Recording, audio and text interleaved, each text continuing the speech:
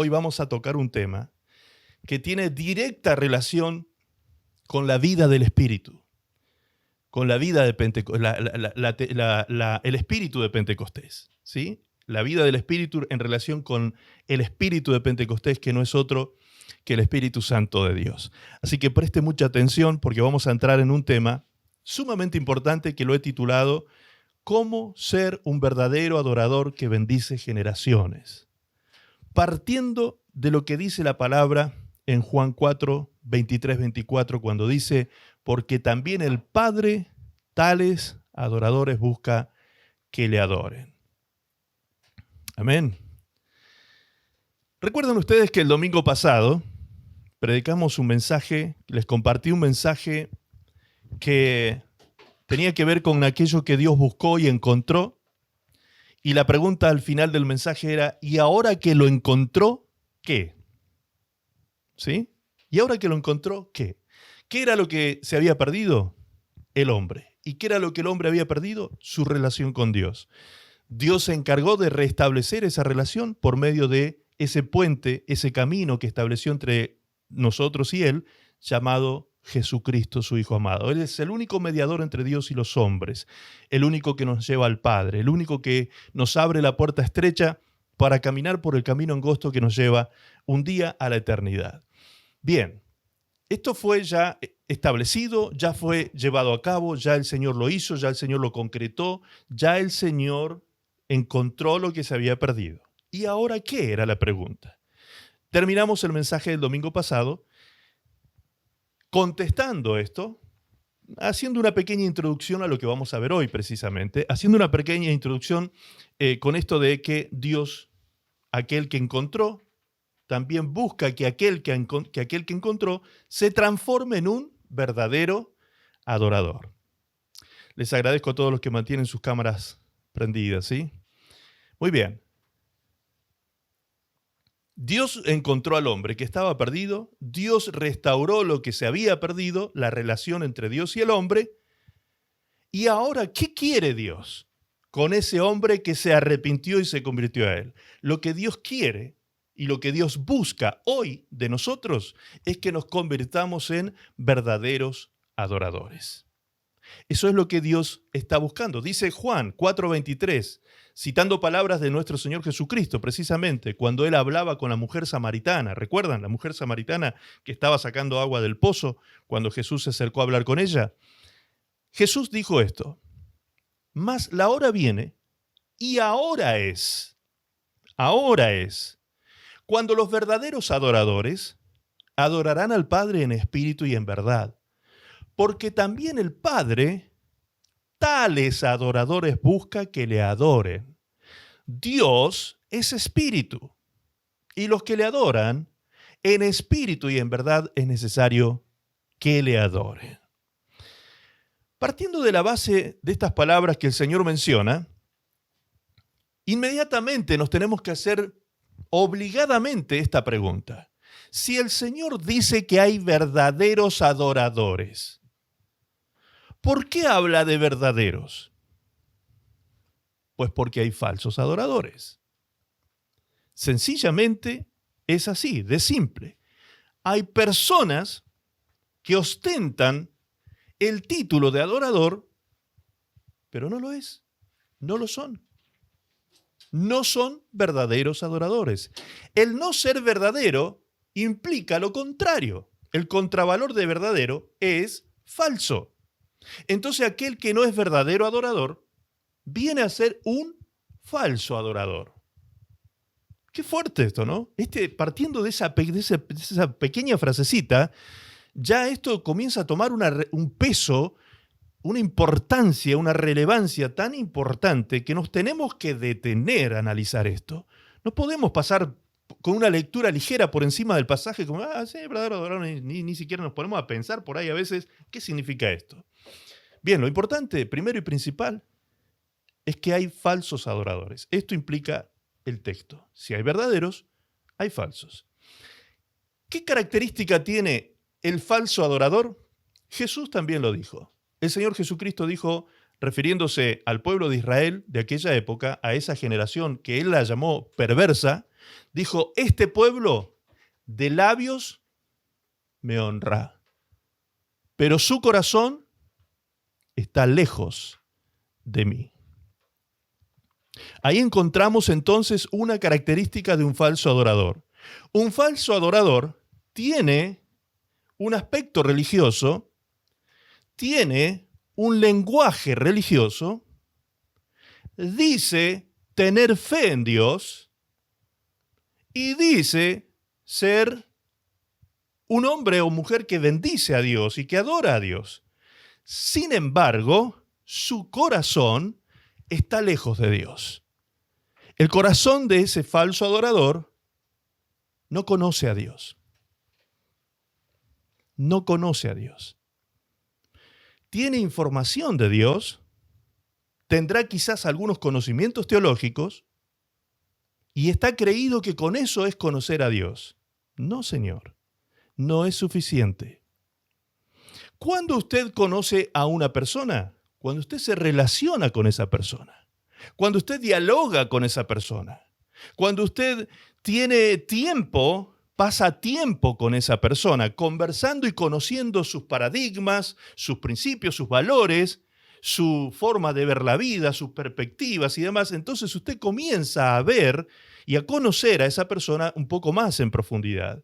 Y digo un poco más porque asombrosamente yo llevo casado con mi esposa 30 y largos años, 33 años, llevamos casados. ¿Y saben qué? Todos los días la conozco un poquito más. Nunca termino de conocerla y tampoco ella termina de conocerme a mí. Todos los días nos vamos conociendo un poco más. Las personas somos asombrosas en ese sentido. Tenemos casi una característica muy parecida a la de Dios. Dice la palabra de Dios que Dios es insondable. No podemos nosotros sondearlo a Dios. No podemos nosotros conocer la plenitud de todo lo que es Dios. Nosotros en parte conocemos, decía el apóstol Pablo. En parte conocemos. ¿Sí? En parte. Ni siquiera sabemos todavía, ni siquiera sabemos qué vamos a hacer realmente cuando estemos en la presencia de Dios. El apóstol Juan decía, sabemos que somos hijos de Dios, pero aún no se nos ha revelado lo que hemos de ser. En parte conocemos. Y de esa misma manera, en parte conocemos a las personas, aunque sea la más íntima de nosotros, como en el caso mío, mi esposa. En parte conocemos. Y así nos pasa con el Señor. En parte también lo conocemos, pero como es en parte, entonces es proporcional a la relación que yo tengo con Él, así como es proporcional a mi relación que tengo con mi esposa, y cada día la voy conociendo un poco más, así como es proporcional nuestra relación con el conocernos, así también es con Dios. A medida que me relaciono con Dios, lo voy conociendo más y más y más a Dios. ¿Cómo conocemos a Dios? Siendo verdaderos adoradores. Comienza, por eso es que Dios busca esto. Hay pocas cosas que Dios busca en nosotros, no muchas, pocas. La palabra del Señor dice que Dios busca, por ejemplo, en el libro de Ezequiel, capítulo 30, si mal no recuerdo, dice que Dios busca un hombre que se ponga en la brecha. Uno que se ponga en la brecha. Dios busca eso. Dice que los ojos de Dios buscan en la tierra un hombre que se ponga en la brecha. Un hombre que tome la carga y la responsabilidad de ser un sacerdote, un intercesor. Dios busca eso para mostrar su gloria y su gracia. También los ojos de Dios, dice, rodean la tierra buscando uno que se quebrante ante Él. Uno que se quebrante ante Dios. Buscando un corazón quebrantado, dice, para mostrar en Él su poder. Son pocas cosas que busca Dios, pero esas pocas cosas que busca son impresionantes. Esas dos las vamos a dejar para otro día. Hoy solo nos vamos a dedicar a esta. Dios busca verdaderos adoradores. Hoy le vamos a entrar a este tema. ¿Cómo me transformo yo en un verdadero adorador? Si eso es lo que Dios busca, yo quiero ser eso. Yo quiero hacer la voluntad de Dios y yo quiero tener íntima comunión con mi Padre. Yo quiero conocerlo cada vez más y que mi relación con Él sea cada vez más íntima, más profunda, de mayor conocimiento, ¿sí? Que realmente yo pueda vivir una vida tan satisfecha como hijo de Dios porque he entrado en esos niveles de relación con el Señor. ¿Recuerdan cuando hablábamos de los 5 niveles que Jesús tenía con la gente? 5 niveles de relación. Oyente, creyente, discípulo, siervo y amigo. ¿Quién es el que conoce todo lo que el Padre quiere hacer? El que tiene revelación y conocimiento del plan de Dios. El amigo. El creyente no. El creyente solo cree y cree la palabra de salvación y se acerca a Dios por medio de Jesucristo. El discípulo es el que decide hacerse siervo y comienza a morir a la carne, al mundo, al pecado, y comienza a vivir en el Espíritu y para Cristo. Y se comienza a transformar a medida que va creciendo en esa relación de discípulo en un siervo de Dios.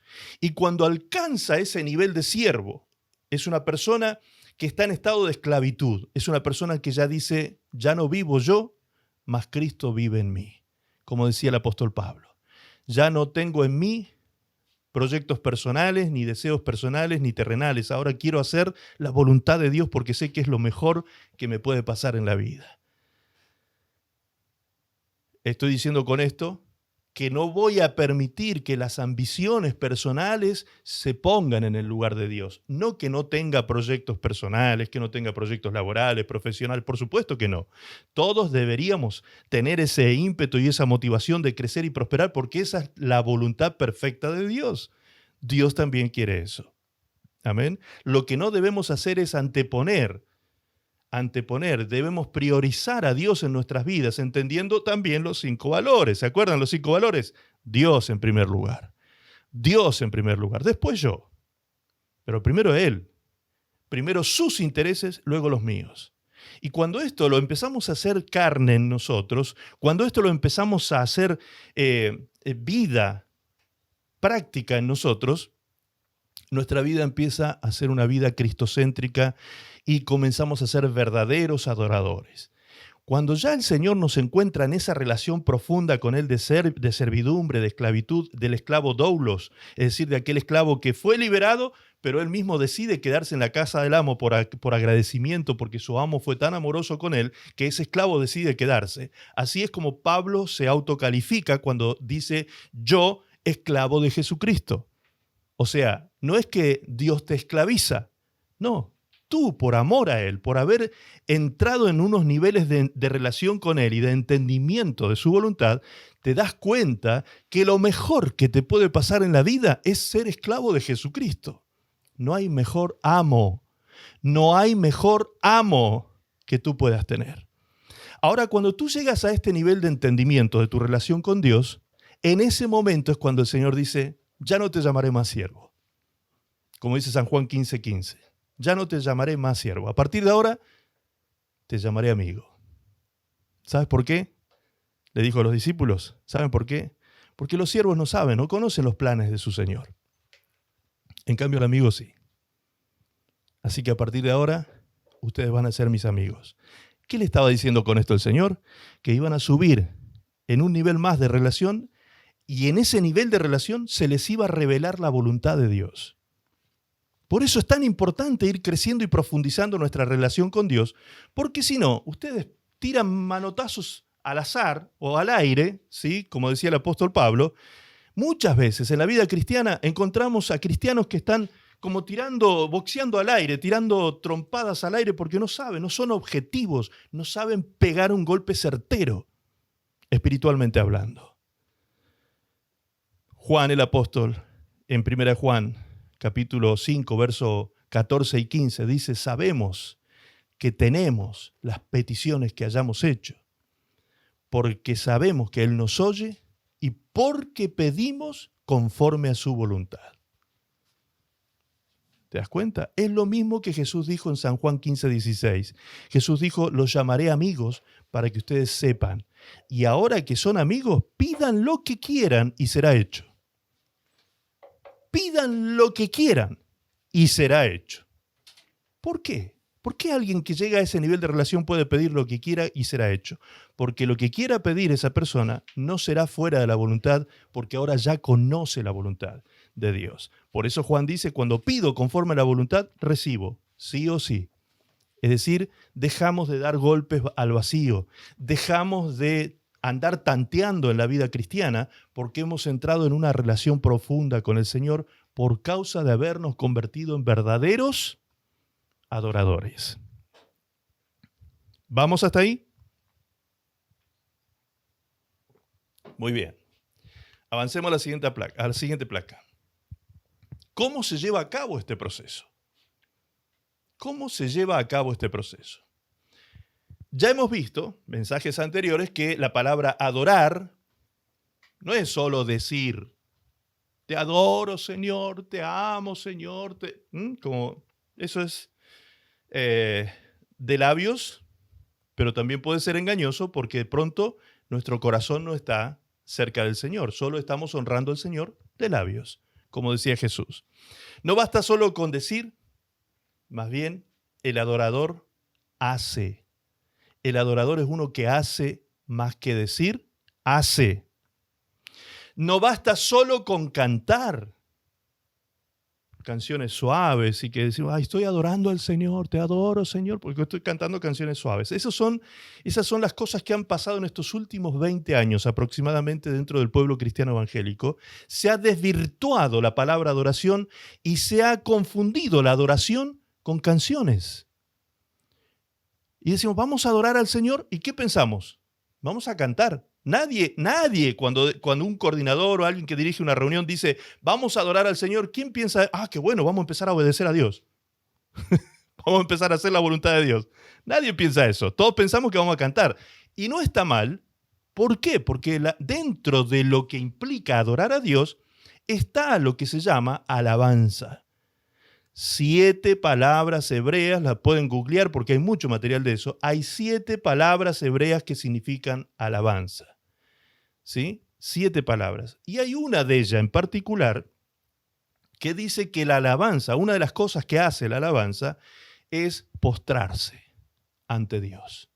Es una postración física que representa una postración del alma y del espíritu. Es decir, todo el ser se postra ante Dios.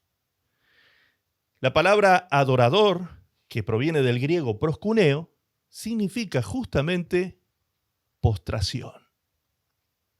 Esta palabra que leíamos recién en Juan 4:23, cuando dice, tales adoradores busca al Padre que le adoren, allí si ustedes leen en el texto griego, van a encontrar la palabra proskuneo, cuando habla de la adoración.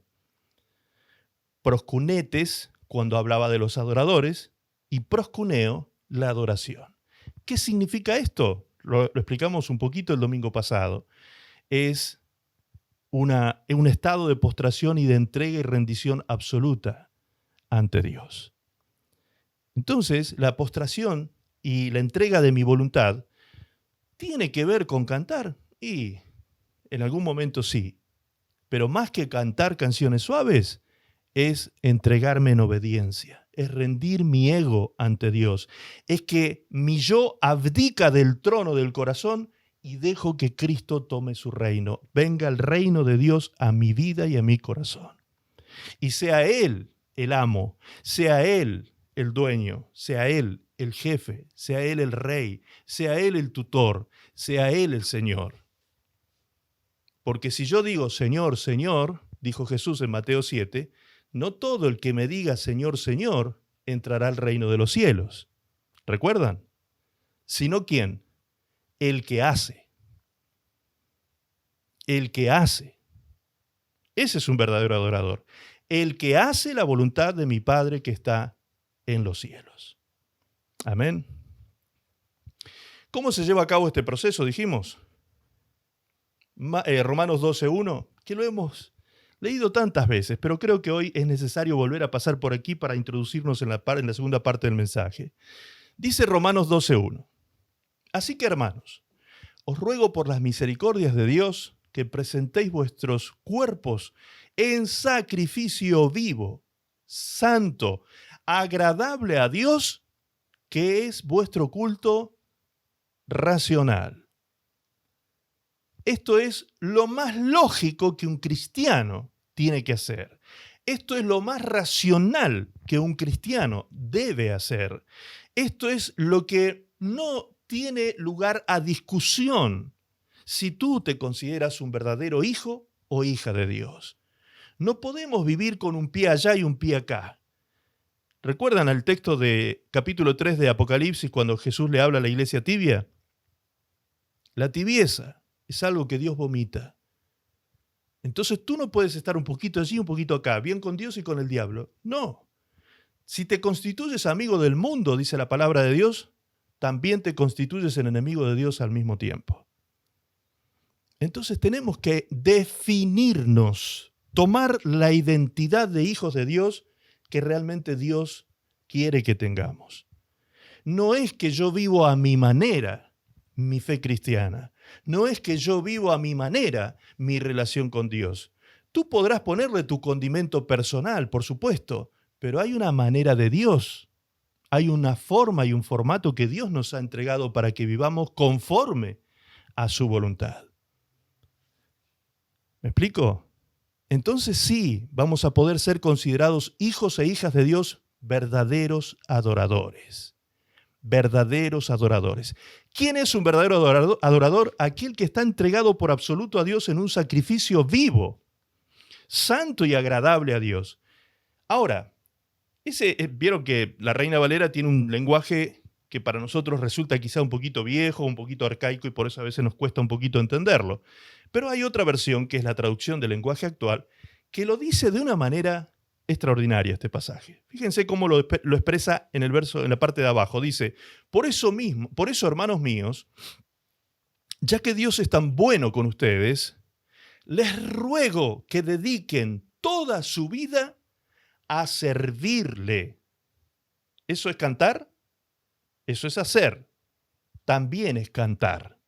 El cantar lo incluye. Pero aquí no está hablando del cantar, sino del hacer, como del hacer su voluntad completa y plena. ¿Me explico? Toda su vida a servirle y a hacer todo lo que a él agrada. Así es como se le debe adorar. ¿Por qué yo hago esta aclaración, hermanos, y me pongo un poquito denso con el tema del canto? Con el permiso de todos los hermanos que cantan aquí en la iglesia, que cantan precioso, tenemos zorzales aquí en la iglesia, así que cantan hermoso. Pero yo necesito aclarar estos puntos para que no nos confundamos nosotros con creer que cantar es adorar a Dios. Es necesario dividir las aguas y aclarar estas cosas para que realmente seamos verdaderos adoradores. Porque un verdadero adorador hasta puede cantar desafinado y feo. Pero un verdadero cantante afinado no necesariamente es un adorador verdadero. Entonces tenemos que hacer las diferencias. Tenemos que hacerlas por nuestro propio bien, ¿sí? Amo a los hermanos que cantan. Realmente a mí me parece maravilloso ese talento, ese don que tienen. Yo me siento frustrado a veces porque me dan tantas ganas de cantar. Escucho a mi esposa que canta ella tan bonito, compone las canciones y canta. Y yo quisiera cantar así, pero no me sale. Yo no canto ni en la ducha. Lo único que sé tocar instrumentalmente es el timbre. Y toco el timbre y desafino. ¿Sí? Hasta cuando toco el timbre desafino. Entonces, no es por esa frustración. No. Porque por ahí, claro, el pastor, como es un resentido, porque él no puede cantar, no quiere que nadie cante. No, si yo no estoy hablando de eso. No estoy hablando de eso. Ojalá pudiésemos tener otro tipo de expresiones de canto y de adoración a Dios a través del canto aquí en la iglesia. Todavía no se puede, tecnológicamente ustedes ven que es muy difícil, se ponen los videos, no se escucha bien, mi esposa tiene que cantar medio despacito para no tapar porque si no se baja el volumen, es todo un tema, ya se va a solucionar. Yo creo que pronto la tecnología va a ir avanzando de tal manera que, miren, hasta va a suceder esto en los próximos años. Si Dios nos da vida, ya está la tecnología, ya está, ¿eh? Esto no es algo que van a inventar, no, ya está inventada, solo que no está al alcance todavía de todo el mundo. Pero ya existe la tecnología en que ustedes, en vez de verme a mí a través de esta pantalla, me van a ver que yo voy a entrar a su casa a través de un portal. Me van a ver entrar en sus casas, así, enteramente, físicamente, me van a ver en cuerpo presente allí en su casa, entrando con una especie de umbral de puerta, ¿sí? Que es un proyector de imagen, proyecta en 3D la imagen de una persona. Entonces ustedes me van a ver parado frente a ustedes, hablando con ustedes. Esas son tecnologías que vienen. Por ahí alguno dirá, sí, pero eso por ahí es mucho tiempo, es muy costoso. Bien, lo mismo pensábamos hace 10 años atrás. No, que es muy costoso los teléfonos celulares, la internet y qué sé yo. Y hoy en día todo el mundo está involucrado con este tema. Entonces, no lo veo tan lejos, ¿eh?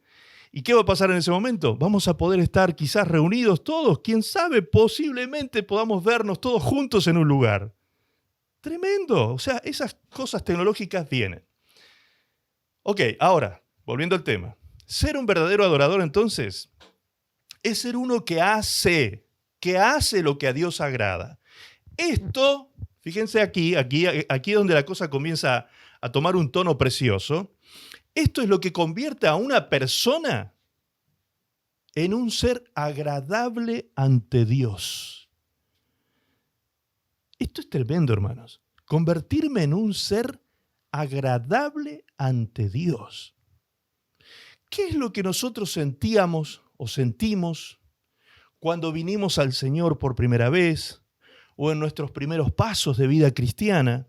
Cuando estábamos empezando a crecer en nuestra relación con Dios, ¿qué sentíamos cuando veníamos a la oración? ¿Cómo nos sentíamos? ¿Que éramos personas agradables ante Él o desagradables? Muchas veces cuando vamos a la oración nos sentimos desagradables ante Dios. Nos sentimos indignos. Nos sentimos como personas que no llenan la talla. Como personas que no dan con la medida que Dios espera de nosotros y tenemos sentimientos de frustración y de culpa y se nos mezclan un montón de sentimientos en esa oración que gracias a la misericordia de Dios que se renueva todos los días, inmediatamente que empezamos a orar, nuestro Padre amoroso nos abraza. Nuestro Padre amoroso nos abraza, nos perdona y nos ministra la paz en nuestro corazón. Llegamos con sentimientos de culpabilidad, sentimientos de indignidad y nos levantamos con sentimientos de hijo, con identidad de hijo, con la paz de Dios en nuestro corazón, con el gozo de Dios en nuestra vida. Nos levantamos fortalecidos de la oración porque nuestra relación con Él va creciendo. Amén. Entonces, ser un verdadero adorador lo podemos resumir en dos palabras sencillas de entender: servir y obedecer. Servir y obedecer. Obedecer en todo lo que a Dios agrada. Eso me transforma al mismo tiempo en una persona agradable ante Dios. Y eso sí que es grandioso. Eso sí que es maravilloso. Miren esta foto. Yo encontré esta foto que me impactó, realmente me generó un sentimiento de ternura maravilloso, porque yo he tenido esos momentos con mis hijos y con mis nietos. Yo he tenido esos momentos. Yo he tenido momentos en que he mirado a este pequeño que... Vení papi. Lo agarré justo, venía entrando y lo agarré. Este pequeño. Yo mido 1,76 m, para que ustedes se den una idea más o menos cuánto mide este pequeño. ¿Sí? Este pequeño, ¿saben cuánto pesó cuando salió del hospital? Cuando nació. 2,3 kg. Entraba en una cajita de zapatos. Era una ratita. Ahora es un ratón. Tremendo. Una cosita así. Y esta foto representa momentos que yo vivía con mi hijo, con mis hijas. Cuando ellos dormían así y yo los observaba. ¡Qué belleza! ¡Qué belleza! ¡Qué placer! ¡Qué placer! Cuando miro a mis nietos hoy en día, qué hermosos que son. Qué bellos que son. Y qué placer uno siente, cuánto agrado siente uno en el alma por la trascendencia que se produce en ese hijo o en ese nieto. Qué maravilloso tener momentos así. Yo sé que aquellos que son papás han vivido estos momentos de observar a su pequeñito, de observar a su bebé, hasta con temor de que crezca, porque este mundo lo puede transformar en tantas cosas, ¿sí? Pero cuando son pequeñitos ahí, tan vulnerables, tan dependientes, que ellos son llevados para donde tengan que ser llevados y ellos no se ponen en contra, no pueden, no tienen voluntad de levantarse contra los mayores que los cuidan y demás. Jesús dijo, que yo tenía que ser como ese niño para entrar al reino de los cielos. Un niño ante Él vulnerable, entregado, rendido, abandonado en sus manos, como el niño se abandona en las manos de su mamá, de su papá. Ese niño que busca los brazos de mamá y de papá, que busca abrazarlo porque sabe que en él está la fortaleza, el cuidado, la protección. Porque estar lejos de los brazos de mamá y papá es vulnerabilidad, es miedo, es temor, es confusión, es espanto. Qué maravilloso entrar en esa relación con nuestro papá, con nuestro Dios. Si yo me vuelvo un ser agradable a nuestro Dios, a nuestro Padre, ¿qué es lo que significa que le agrado, que soy de su agrado? La palabra agradar significa complacer. Complacer. Y complacer tiene estas cuatro palabras, estos tres términos que son tremendos. Complacer es causar a alguien satisfacción, causarle a alguien placer, causarle a alguien agrado. Eso es ser alguien agradable, en este caso a Dios. Cuando yo soy un ser agradable a papá, a nuestro Dios, soy alguien que satisfago a Dios, que satisfago a mi papá en su voluntad, que mi papá me mira a mí y siente placer, como este papá que está mirando a su bebé. Que nuestro Dios nos mira y nos mira con ese rostro tierno. Ese niñito, de pronto, así como está de bello, limpito, perfumado, tierno, de pronto explota. Sin ningún problema, se embarra, se hace encima. Y de pronto ese papá que está mirando con ese rostro así tan placentero, de pronto dice, algo pasó. Uy, ese rostro ya ahora no es el mismo. ¿Qué pasó acá? ¿Pero qué le diste al nene? Le pregunta a su esposa. ¿Qué le diste de comer? ¿Qué se comió este niño? ¿Y qué hace ese papá, esa mamá que estaba hasta hace un segundo mirando con agrado, con placer a ese niño? ¿Qué hace en ese momento? Que se embarró, se ensució, se hediondo está ahí, ese niño se transformó en un monstruo. Ese papá, esa mamá, con todo el amor que puede haber en su corazoncito, saca los pañales, comienza a limpiar, delicadamente limpia la embarrada de su hijo. No bruscamente, brutamente, este niño que se embarró, ya, un par de chirlos porque se embarró. No, con delicadeza, con cuidado, pasando algunos paños húmedos para limpiar, para que quede bien higienizado. Luego colocará algunas cremitas para que no se paspe. ¿Sí o no? ¿No es así el trato que hemos tenido con nuestros hijos?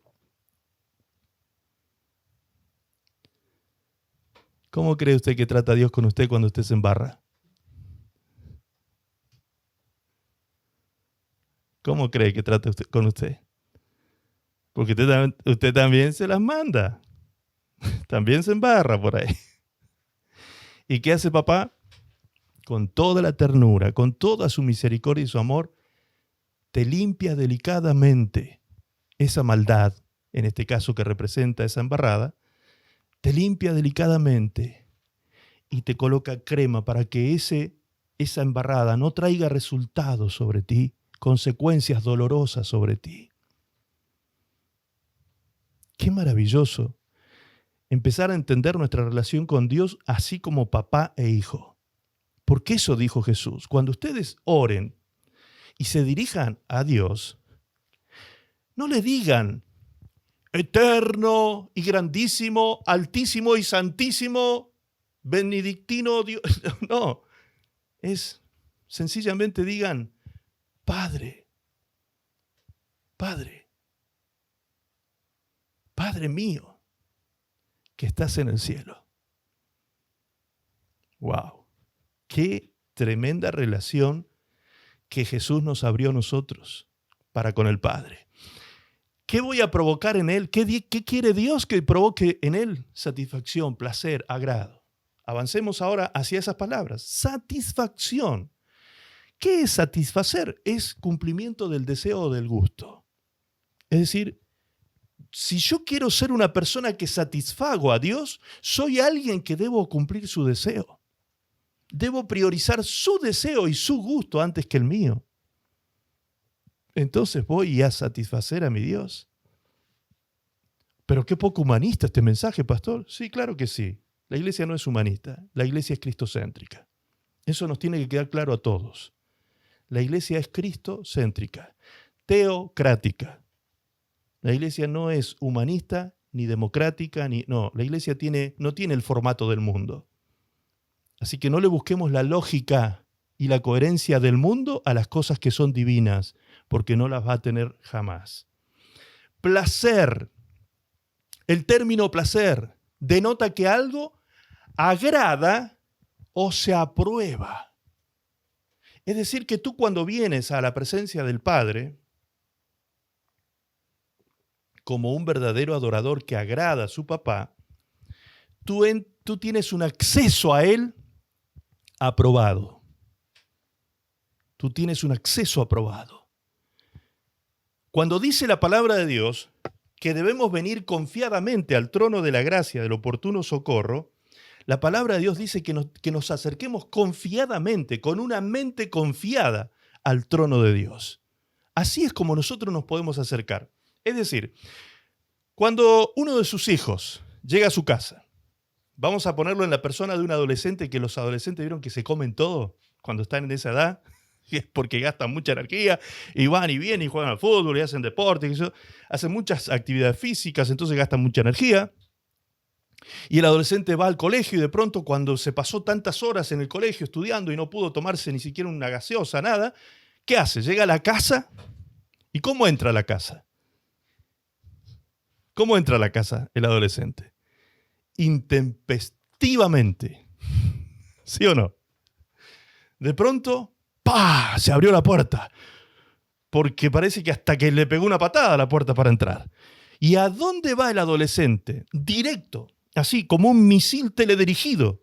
¿A dónde avanza? Sin que nadie ni nada se le oponga. Por más que se le cruce papá, mamá, decirle a los hermanos que le digan, espera un poquito que... No, nada, no me digas nada, yo tengo que ir a un lugar. ¿A dónde va? A la ladera.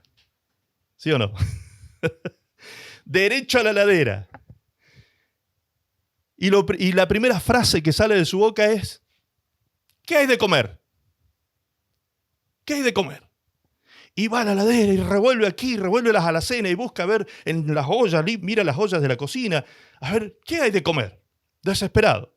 Primero como y después atiendo todas las demandas que me quieran hacer.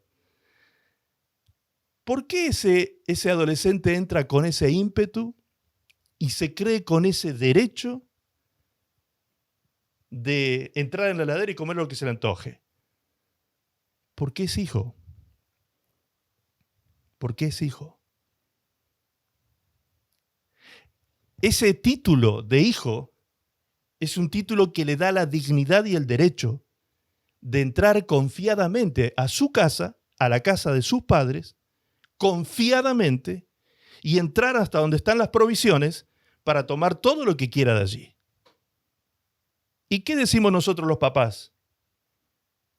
Solamente estamos preocupados en que se nutra bien, que coma saludable y que no coma de más, porque si no se va a poner obeso. Entonces estamos ahí atentos, cuidando a ver que no, cuidado, bueno, ya está, suficiente con eso. Estamos cuidando esos aspectos nada más. Pero ¿cómo nos sentimos los papás cuando vemos a nuestros hijos que se alimentan y se alimentan bien, que tienen una buena ropa? ¿Cómo nos sentimos los papás? Nos sentimos felices. Cuando vemos que nuestros hijos se desarrollan, que estudian, que se capacitan, que desarrollan empresas, emprendimientos y crecen y avanzan y maduran. ¿Cómo nos sentimos los papás? Les queremos dar todo a nuestros hijos para que ellos puedan realizarse en la vida en todos los sentidos. Ese es el espíritu de paternidad. Correcto. ¿Sí? Por ahí algún padre quizá no es así, pero deberíamos ser y sentir estas cosas tan bonitas en nuestro corazón. ¿Por qué? Porque tenemos el mayor ejemplo. En nuestro Dios como nuestro Padre. Él se siente en agrado, Él se siente agradado, Él se siente con mucho placer cuando Él nos mira a nosotros, que venimos a Él confiadamente, que entramos porque somos hijos y venimos a disfrutar de la presencia de nuestro Padre y de todo lo que nuestro Padre tiene en casa para darnos a nosotros. Y tomamos confiadamente de lo que Dios tiene para nosotros, sus hijos. Si tú no tienes mente de hijo, no te sentirás nunca digno de recibir nada. Si tú no tienes mente de un verdadero adorador, no habrá en tu vida una entrega absoluta a Dios, lo cual te hará sentir en paz con Él, porque cuando tú te entregas absolutamente a Dios, sientes la paz de estar haciendo su voluntad. Y cuando tú sientes que estás haciendo su voluntad y aún pidiendo conforme a su voluntad, tú vives una vida plena, bendecida y satisfecha, porque así como Dios se siente satisfecho, Él también pone satisfacción en tu vida. Ese es el resultado de sembrar esto en el corazón del Padre. Sembrarle al Padre satisfacción, sembrarle al Señor placer y agrado en su corazón. Ser agradables ante Él significa ser afable. Y fíjense lo que significa esto. Esto sí que a mí me explotó el cerebro. Afable. Alguien que es agradable es alguien afable. ¿Y qué es afable? Agradable, dulce, suave en la conversación y el trato. Eso es algo o alguien afable. Entonces, ante todos estos términos que hemos analizado, ¿cómo me estoy comportando yo con Dios? ¿Cómo estoy actuando yo con Dios? ¿Soy un verdadero adorador? Entendemos ahora, con todo esto que se nos está abriendo aquí, que un adorador es uno que cumple el deseo de Dios haciendo su voluntad, acatando su determinación y autoridad. Comienza a analizarte ahora, ¿sí? Porque para eso estamos aquí. Yo me analizo contigo, ¿eh? Aquí yo el primero. Nos analizamos todos a la luz de la palabra. ¿Qué dice aquí? Que un adorador es uno que cumple el deseo de Dios. Así de sencillo y cortita la oración, esta es muy tremenda. Haciendo su voluntad y acatando su determinación y autoridad.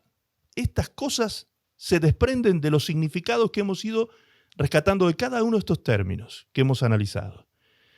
Hago su voluntad, acatando su determinación y autoridad. No me resisto a lo que el Espíritu Santo quiere hacer con mi vida. El resistir al Espíritu Santo trae gravísimas consecuencias en la vida de un cristiano. Gravísimas consecuencias trae cuando resistimos al Espíritu Santo que nos quiere guiar, que nos quiere enseñar, que nos quiere sacar de la torpeza, de andar errando en la vida, que nos quiere convencer de pecado. Cuando resistimos al Espíritu Santo y no lo dejamos actuar en nuestra vida, los resultados vienen a ser de muerte. De muerte. Y no estoy exagerando con esto. Hay muchos caminos que al hombre le parecen camino de vida, dice el libro de Proverbios, pero su fin es camino de muerte. Entonces, cuidado con creer que estamos en camino de vida y en realidad vamos rumbo a la muerte. ¿Estamos realmente conociendo la voluntad de Dios? ¿La estamos haciendo? ¿La estamos acatando? ¿Conocemos su determinación, propósito sobre nuestra vida? Un adorador es uno que tiene acceso aprobado a Dios porque para Dios es agradable y dulce. Todo esto se desprende de lo que acabamos de estudiar, repito. Para Dios es dulce mantener una suave conversación y apacible trato con este adorador que lo satisface y da placer por su obediencia. Estos son conceptos. Los conceptos se arman a partir de los términos que acabamos de analizar, ¿sí? Estos conceptos partieron de allá atrás. Entonces, Un adorador, repito, escuche este concepto, es uno que tiene acceso aprobado a Dios. Las puertas del cielo están abiertas para el verdadero adorador, porque para Dios es agradable este verdadero adorador, este hijo que no honra al Padre de labios, sino que su corazón está cercano al corazón del Padre. A ese Padre le resulta dulce mantener una suave conversación cuando venimos a Él y a su presencia en oración. Mantener una suave conversación y apacible trato con este adorador que lo satisface y da placer por su obediencia. Usted no se imagina, cuando yo analicé estos aspectos, cómo el Señor a mí me acarició en ese momento. Yo sentí la caricia de Dios, porque Él es conmigo así. Él es así conmigo. Él conmigo tiene un trato apacible. Él tiene suaves conversaciones conmigo. Yo converso con el Señor horas y horas y horas y horas, todos los días de mi vida, porque me lo paso entendiendo su voluntad, analizando su palabra, su pensamiento, teniendo diálogo con Él. Él me habla a través de su palabra, de las Escrituras, me enseña cosas, me abre el entendimiento, me revela. Y yo, en mi conversación con Él, mis palabras suelen ser muy pocas, porque mis palabras son casi unas, ¿cómo es que se dice este término que no me viene ahora? Anamatopeya, ¿digo bien? ¿Onomatopeya? ¿Digo bien? Ok, así como, wow, oh, qué tremendo, maravilloso. Así son mis expresiones con Dios.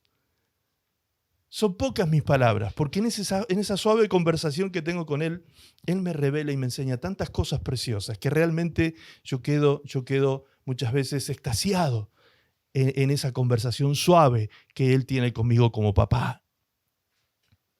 David, el rey David, ¿se acuerda que el domingo pasado lo vimos como también un tipo de verdadero adorador? No porque fuera perfecto, no porque no cometiera errores. ¿Recuerdan que les hice ciertas preguntas que nos parecíamos mucho nosotros a David? ¿Se acuerdan? Porque también metemos la pata, también somos tentados, también caemos, también muchas cosas nos parecemos a David. No hemos sido buenos padres, a veces como también David erró en cuanto a su paternidad. Nos hemos parecido, pero sin embargo Dios dijo que David era un hombre conforme a su corazón, un verdadero adorador. ¿Por qué? ¿Porque era perfecto? No. Sino, como dice el libro de Hechos, capítulo 17, porque David haría todo lo que Dios quería que hiciera. O sea, Dios lo consideró un verdadero adorador porque David hacía, no porque David decía solamente, sino que él hacía. ¿Y qué era lo que hizo? ¿Qué fue lo que hizo David después de cada error en su vida? Arrepentirse. Crecer, madurar, pedir perdón, entrar en un proceso de arrepentimiento genuino ante el Padre y demostrar con frutos dignos de arrepentimiento que Él se apartaba definitivamente del pecado. Eso es ser un verdadero adorador. No ser una persona perfecta. No, porque perfecto, nadie. Así como nadie puede levantar su dedo acusador contra ti, tampoco tú puedes levantar tu dedo acusador contra nadie. Nadie. ¿Te das cuenta? Entonces, puede ser un pecador, una persona que erra, una persona que se equivoca, una persona que comete errores, ¿puede ser un verdadero adorador? Por supuesto que sí. Por supuesto que sí. ¿Cuándo nos transformamos en verdaderos adoradores? Cuando hemos pecado, cuando nos arrepentimos y nos apartamos del pecado y perfeccionamos nuestra santidad en el temor de Dios. ¿Qué pasaba con David cuando entraba en la presencia de Dios?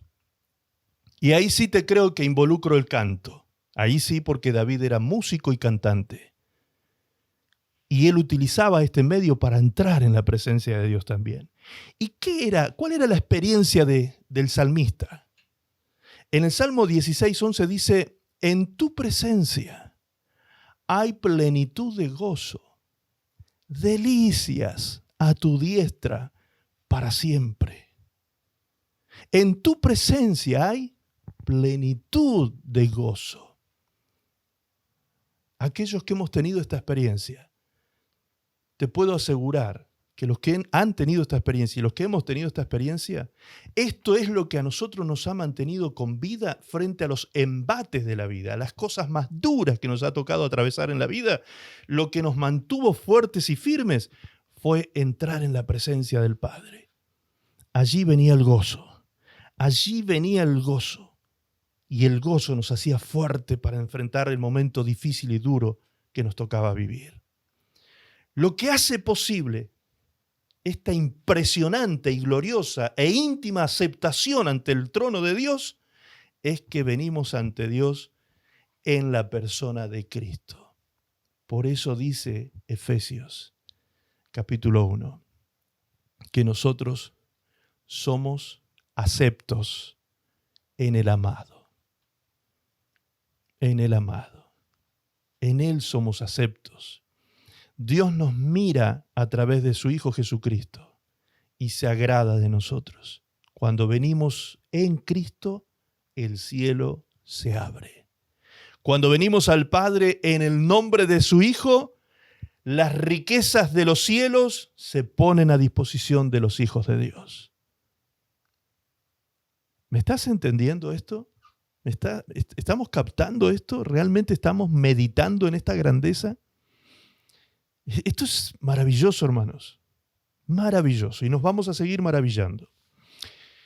Hay gente que dice, con expresiones parecidas a esta señora, yo creo mucho. Yo creo mucho, pastor.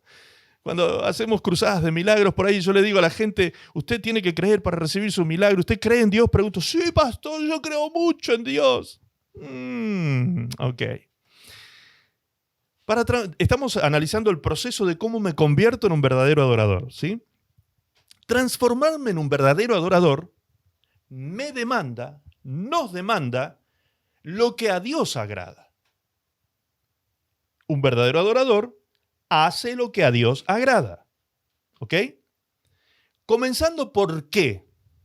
¿Qué es lo primero que yo debo hacer cuando he sido un pecador, una persona del mundo, alejado de Dios, apartado de Dios, de todo lo que significa lo divino? ¿Qué es lo primero que debo hacer? Creer en Dios y creerle a Dios.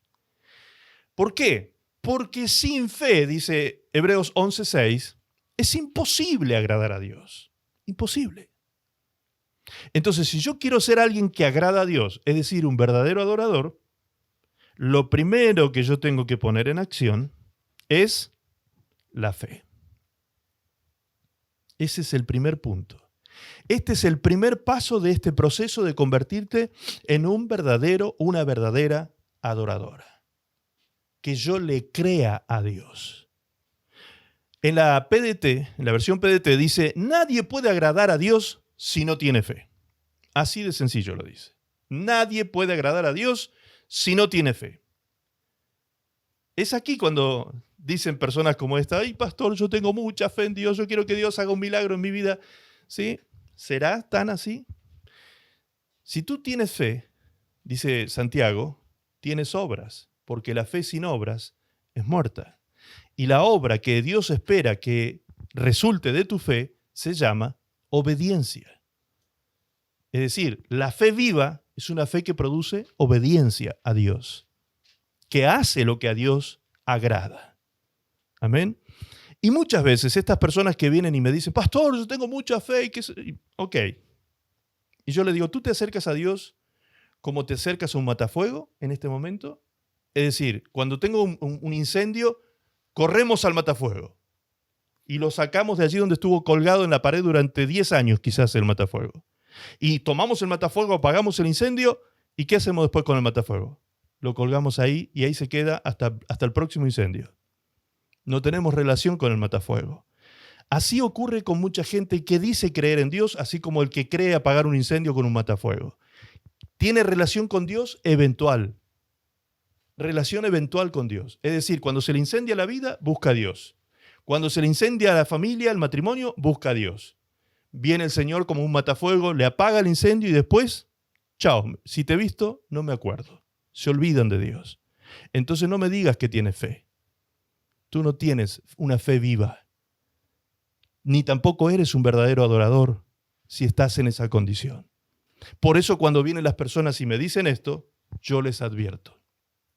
Verdadera fe es una fe de acción, una fe de obediencia, es una fe que busca a Dios por lo que Él es y no por lo que Él me da. Eso es una verdadera fe. Porque aunque no me dé lo que yo quiero, yo debo seguir manteniendo mi confianza en Dios.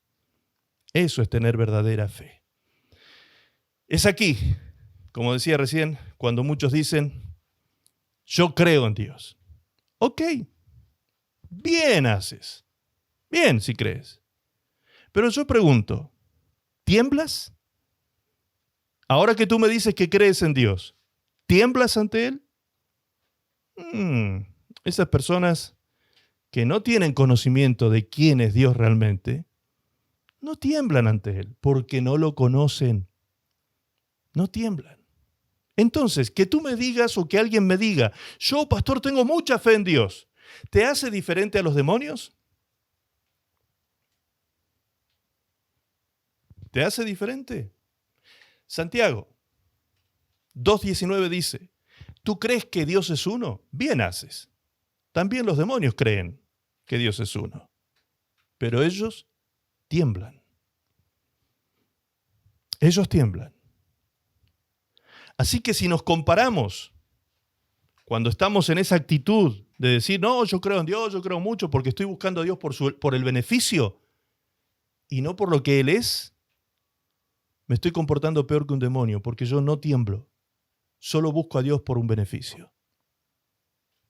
No estoy teniendo temor de Dios en mi vida, no estoy temblando ante su presencia, no estoy reconociendo lo terrible que es caer en las manos de un Dios vivo, como dice la palabra. Esto no lo digo yo, está escrito. Terrible cosa es caer en las manos de un Dios vivo. Entonces, no nos conviene hacernos los creyentes. Más vale nos conviene ser hacedores. Hacedores. No hacernos los creyentes. No, es preferible ser humildes con nuestra fe. Hasta es mejor, fíjense, hasta es mejor ser sincero con Dios y decirle, Señor, me cuesta creer. ¿Se acuerdan del papá que tenía el hijo endemoniado en Marcos capítulo 9, verso 23 al 29? ¿Qué dijo Jesús cuando el papá le dijo, Señor, si tú pudieses hacer algo por mi hijo, hazlo, ayúdanos? ¿Y qué le respondió Jesús? Si tú puedes creer, al que cree, todo le es posible. Si tú puedes creer, el milagro va a ocurrir. ¿Y qué dijo ese papá? Fue sincero. Él dijo, creo. Ayuda a mi incredulidad. O sea, lo que está parafraseando esas palabras es, Señor, yo creo, pero me cuesta. Me cuesta creer que el milagro va a ocurrir. Yo creo, tengo una fe, pero mi fe es pequeñita, es débil. Pero realmente, sinceramente, yo quiero creer. Ayúdame a creer, Señor. ¿Te das cuenta? Eso es más agradable ante Dios que hacerme el que tengo la fe, la superfe. Como hay gente que vive en esa nube de la superfe haciendo negación de la realidad. El otro día les compartí a los que me tienen en el Face, habrán leído que yo puse allí en el muro, la fe no es negar la realidad. La fe no te lleva a negar la realidad. Todo lo contrario. Tú puedes expresar la realidad, como Jairo cuando fue a Jesús. Jairo fue a Jesús, Marcos capítulo 5, verso 21. Jairo fue a Jesús, Jairo, el principal de la sinagoga, fue a Jesús y le dijo lo que le estaba ocurriendo. Hizo una descripción de la situación tremenda en la que él estaba como padre, porque su hija estaba agonizando. Y eso fue lo que le dijo a Jesús. Señor, mi hija está agonizando. Ven por favor a mi casa. Ven por favor a mi casa. Pon tu mano sobre ella y será salva y vivirá. ¿Negó Jairo lo que le estaba pasando? No. ¿Contó ante Jesús lo que le sucedía? Sí, con lujo de detalles. ¿Pero se quedó solamente lamentándose? No. Jairo hizo una declaración que fue lo que atrajo el milagro a su vida. La declaración de Jairo fue: ven Jesús, pon tu mano sobre mi hija y mi hija vivirá. Así de sencillo. Él no puso en duda nada. Si Jesús ponía su mano sobre su hija viviría. Punto. Esa fue su fe. Esa fue su declaración. Esa declaración fue la que agradó a Jesús, y dice el texto siguiente, el versículo siguiente dice: fue pues con él a su casa. Es decir, Jesús ni siquiera lo saludó a Jairo, ni siquiera se puso a conversar con él. Inmediatamente salió camino a su casa a llevar el milagro que su hija necesitaba. Camino a casa, su hija murió. Le vienen a avisar a Jairo que su hija había muerto. ¿Acaso eso frenó la mano y el poder de Dios? No. Jesús siguió caminando a la casa de Jairo. Siguió camino a la casa. Llegó a la casa de Jairo y resucitó a su hija. ¿Te das cuenta? Mantente en fe. Cuando en ese momento le avisan a Jairo: Jairo, no molestes más a Jesús, no lo molestes más al maestro. Ya tu hija acaba de morir. ¿Qué hizo Jesús? Lo miró a Jairo. Lo miró a Jairo. Y le dijo estas palabras: Jairo, no temas. Cree solamente. Cree solamente. No temas. Cree solamente. ¿Te das cuenta que estas palabras son para ti hoy? ¿Estás recibiendo estas palabras hoy? No temas. Hija, no temas, hijo. Ay, pero es que ya no hay nada que hacer. Ya esto murió. Mi hija murió, mi matrimonio murió, mi relación murió, mi negocio murió, mi vida murió, mi futuro murió, mi profesión murió. No, Señor. La última palabra la tiene el Señor. Tú mantente creyendo. Eso es una fe en acción. Mantente creyendo, mantente con un corazón agradecido, mantente en certeza, mantente creyendo en que Dios es poderoso para hacer todo lo que ha prometido. Si Él lo promete, yo lo creo. Y si yo lo creo, Dios lo cumple. Esa es la ecuación. Así es como funciona el reino de Dios, amados. La fe sin obras es muerta. La fe sin obediencia no es una fe viva, sino muerta. No sirve ni agrada ante Dios tal tipo de fe. No agrada a Dios. Ahora, fíjense lo que Santiago utiliza como ejemplo más grandioso de lo que es un hombre de fe. ¿A qué hombre pone, por ejemplo, Santiago? Dice el verso 21. ¿No fue justificado por las obras a Abraham, nuestro padre, cuando ofreció a su hijo Isaac sobre el altar? ¿A quién está poniendo, por ejemplo? A Abraham. Abraham llegó a ser llamado el padre de la fe. El padre de la fe. Miren qué título llegó a ganarse a Abraham por causa de la fe que él supo criar, porque fue padre, crió la fe. Y las obras perfeccionan la fe, como dice el verso 22. ¿No ves que la fe actuó juntamente con las obras y que la fe se perfeccionó por las obras? La fe es algo que se perfecciona y es algo que se fortalece. Y esto lo aprendió Abraham. Lo aprendió profundamente en su relación con Dios. Lo aprendió profundamente. Por eso él obraba en consecuencia con esa fe. El padre de la fe. Abraham fue llamado el padre de la fe y él viene a ser un gran ejemplo de cómo se debe crecer en la fe siendo un verdadero adorador. A pesar de transitar por momentos de imposibles, escuche ahora, vamos a entrar al final de la última parte del mensaje, que esto es maravilloso. A pesar de transitar por momentos de imposibles, no de cosas difíciles, no, estoy hablando de imposibles. No de cosas que, bueno, si nos esforzamos un poco, si le ponemos un poco de gana, esto sale adelante. No. Estoy hablando de cosas imposibles, con todas las letras. Estos momentos de imposibles, si nosotros los atravesamos con el espíritu de fe que operaba en Abraham, esos momentos nos van a fortalecer y nos van a hacer mucho más grandes en la fe. Mucho más. Romanos 4:17 dice: Como está escrito, te he puesto por padre de muchas gentes. Aquí se está refiriendo a Abraham. A quien, dice, delante de Dios, a quien creyó. Creyó a Dios. ¿Quién? Abraham. El cual da vida a los muertos. Da vida a los muertos y llama a las cosas que no son como si fuesen. Él creyó en esperanza contra esperanza para llegar a ser padre de muchas gentes, conforme a lo que se le había dicho, así será tu descendencia. Él creyó esperanza contra esperanza. Él creyó a Dios que da vida a los muertos. ¿Por qué dice esto? Porque Abraham, amados, tenía 100 años. Y Sarita tenía 90 años. 90 años tenía la viejita.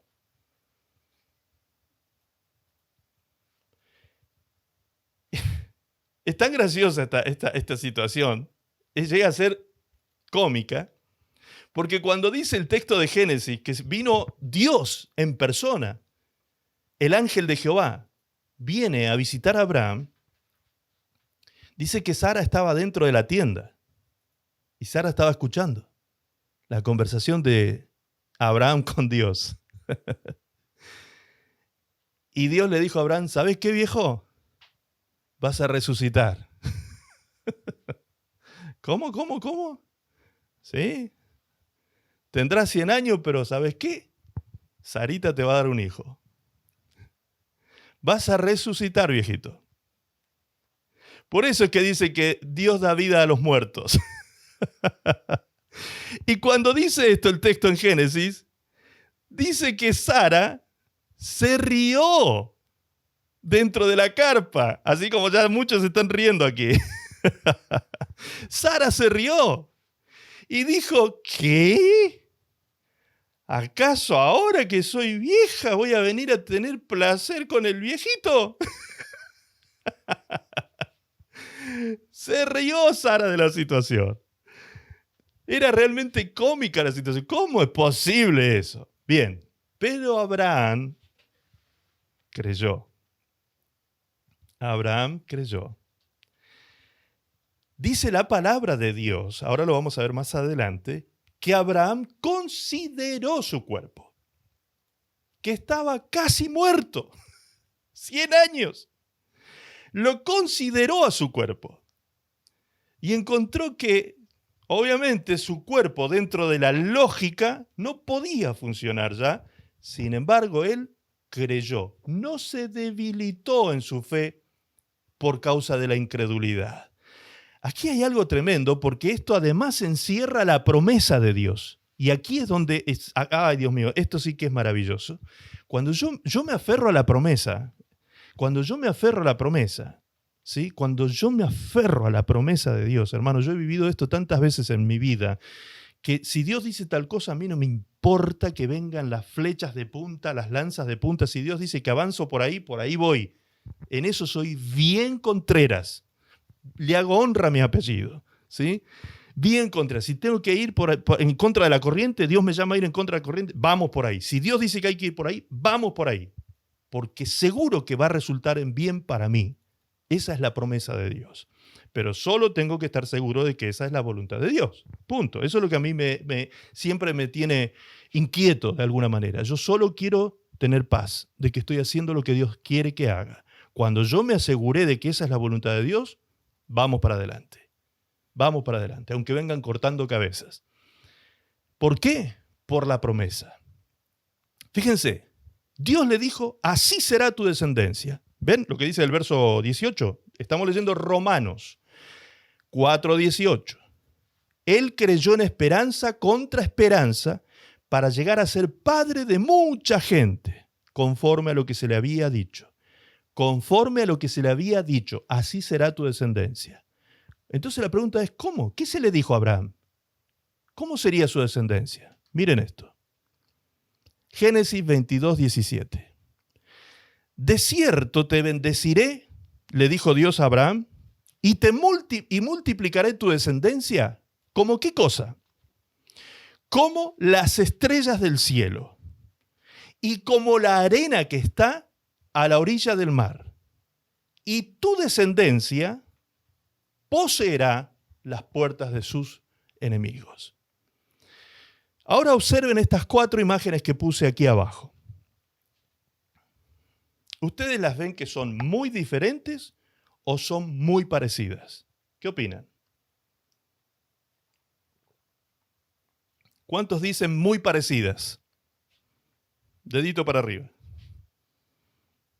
Ok, ¿todos lo encuentran muy parecida? Bien.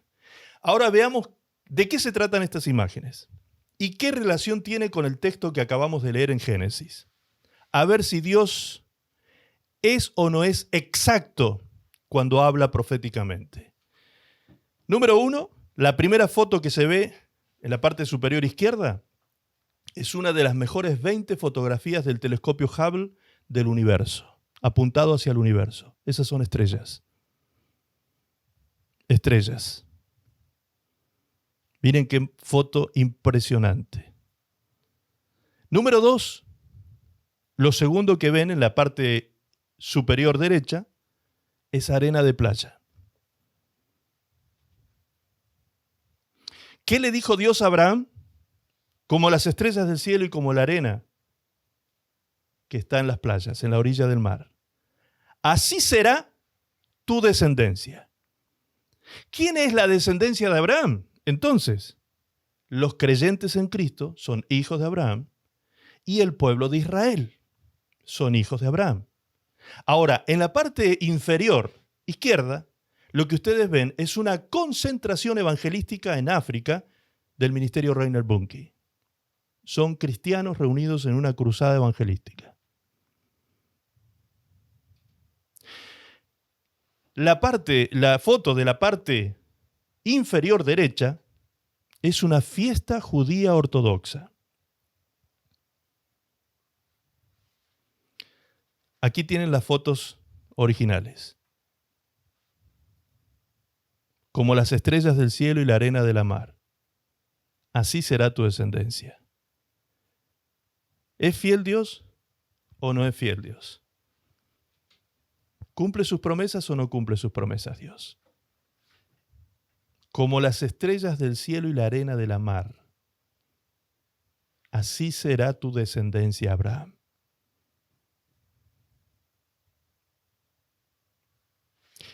Eso para la mente humana no tiene ninguna lógica. Ninguna. Porque ahí hay 3 imposibles.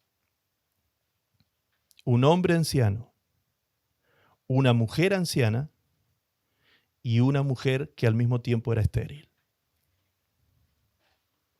Sara era estéril. A esto es a lo que yo me refiero de que estos son los momentos que transitamos en la vida como los momentos de los imposibles. Estos no son los momentos difíciles de la vida. No estamos ante un momento difícil en que, bueno, si Abraham le ponía onda a la cosa y la viejita otro poquito más, podía funcionar. No, humanamente eso no iba a funcionar. Humanamente era imposible que eso ocurriera. Por eso hasta risa le dio a Sara. ¿Qué locura es esto? ¿Qué cosa es esto? ¿Cómo es que Dios puede hacer esto con nosotros? Cuando tú recibes una promesa de Dios, más vale que la creas. Más vale que la creas, porque si no te pierdes esa bendición, amado. Te pierdes esa bendición. Créele a Dios. No cuestiones con tu mente lógica ilimitada, una mente limitada, finita, humana, terrenal y hasta diabólica, dice la Biblia en ciertas ocasiones. ¿Qué significa diabólica? En este caso, traicionera. La palabra diablo significa traidor. Nosotros tenemos una mente diabólica en ese sentido. Nuestra mente nos juega malas pasadas muchas veces. El corazón es engañoso en ese sentido. Entonces no dejes que tus pensamientos, tus razonamientos, tu lógica, tu filosofía apaguen tu fe. Apaguen tu fe. Porque no esperes que las cosas grandiosas y los milagros más grandes de Dios en tu vida tengan que ser coherentes con el razonamiento humano. Dime, ¿qué coherencia tiene este caso? ¿Qué coherencia tiene el cumplimiento de esto? Dime, ¿qué coherencia tiene que el autor del libro de Génesis, que dejó escritas estas palabras, que fue Moisés, qué coherencia tiene que Moisés, un hombre antiguo que existió hace miles de años, cómo él escribió semejante dato duro científico? ¿Cómo él escribió esta revelación de que el cielo tiene tantas estrellas como la arena del mar? Porque cuando nosotros miramos al cielo, no vemos esa foto. Esa foto se vino a descubrir recién ahora a causa del Hubble, a causa de este telescopio gigantesco que está orbitando en el espacio, que está orbitando la Tierra, o creo que ya está salido de la órbita de la Tierra, apuntando hacia el espacio, generando este tipo de fotografías impresionantes con un zoom potentísimo que tiene, genera este tipo de fotografías.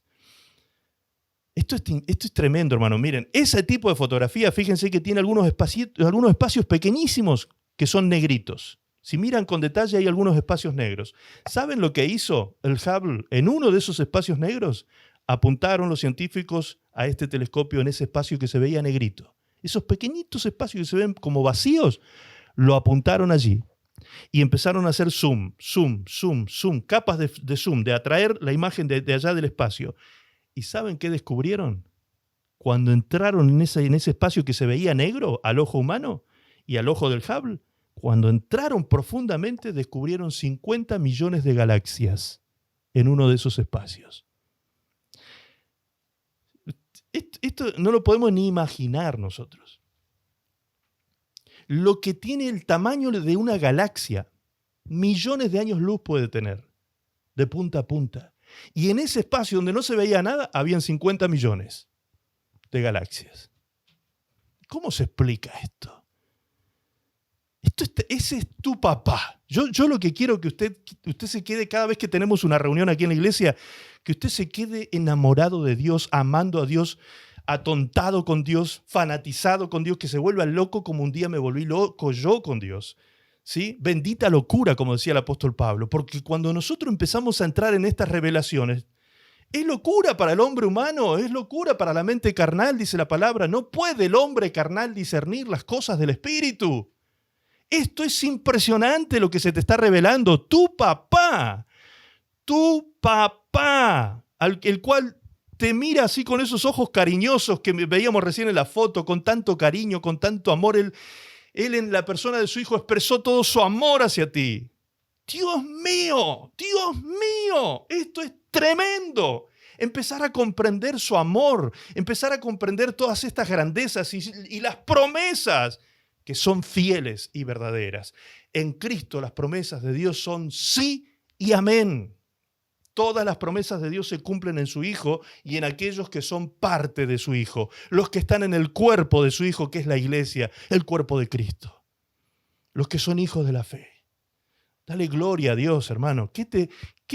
Cuando uno empieza a ver la vida de esta manera, ¿se acuerdan el mensaje que les prediqué sobre la perspectiva? Cuando nosotros tenemos un cambio de perspectiva, ¿cómo cambian todas las cosas? Todo cambia.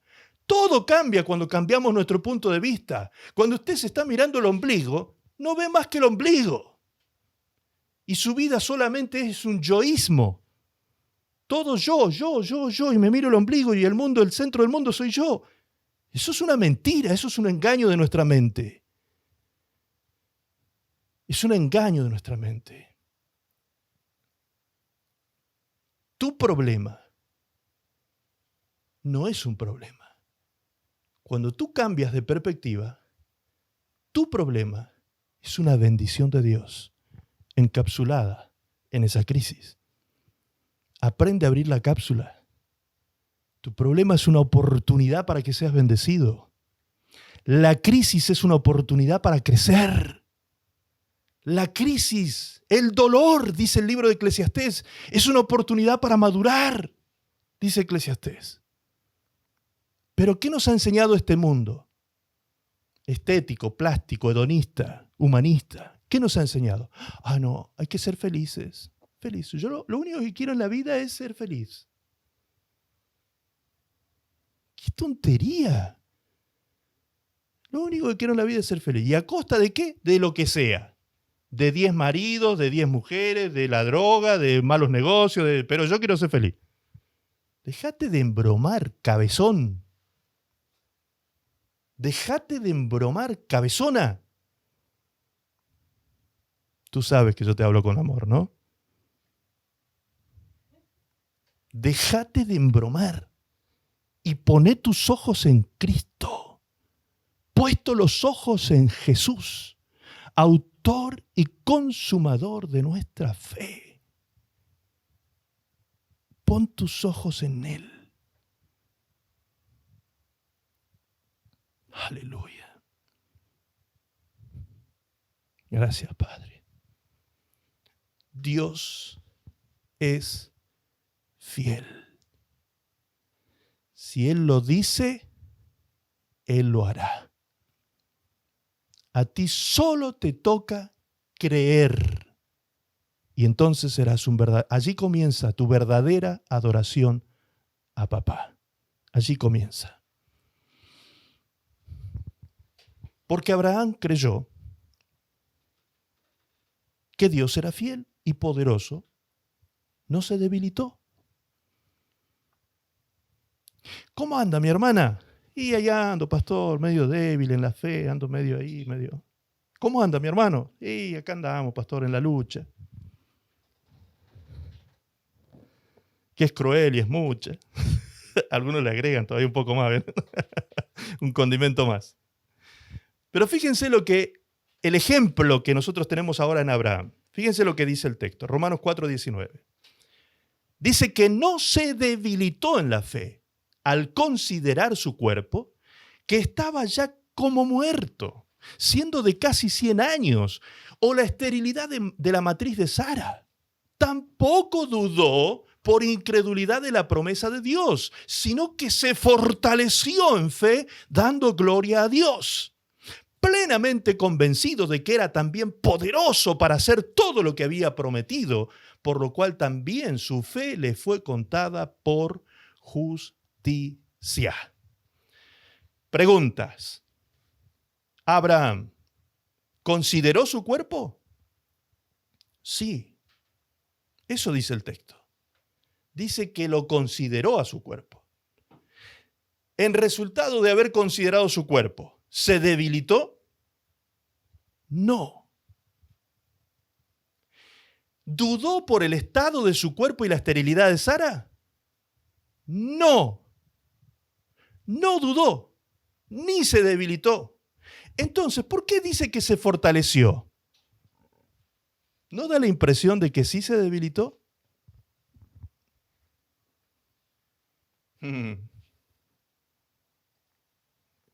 Si dice que se fortaleció, da la sensación, al menos a mí, me da la sensación de que sí se debilitó. Pero se nos va toda duda de lo que dice el texto cuando entendemos lo que significa la palabra fortalecer. Fíjense lo que significa fortalecer. Hacer fuerte o más fuerte a alguien o algo. O sea que fortalecer la fe no significa que la fe se empequeñeció, se debilitó, porque aquí dice que él no se debilitó en la fe. No se debilitó, al contrario, fortaleció la fe. Entonces, ¿qué es lo que realmente estaba sucediendo? Es que la fe de Abraham cada vez era más fuerte. Cada vez tenía una fe más fuerte. No es que tuvo debilidad, sino que su fe era cada vez más fuerte. Abraham lo demostró desde el principio cuando Dios le dijo precisamente en el primer encuentro que tuvo con Abraham, Dios le dijo, vete de tu tierra y de tu parentela y de la casa de tu padre a la tierra que te mostraré. O sea, amado, ¿qué fue lo que Dios le dijo a Abraham? Abraham, ¿sabes a dónde te voy a llevar? A ningún lado.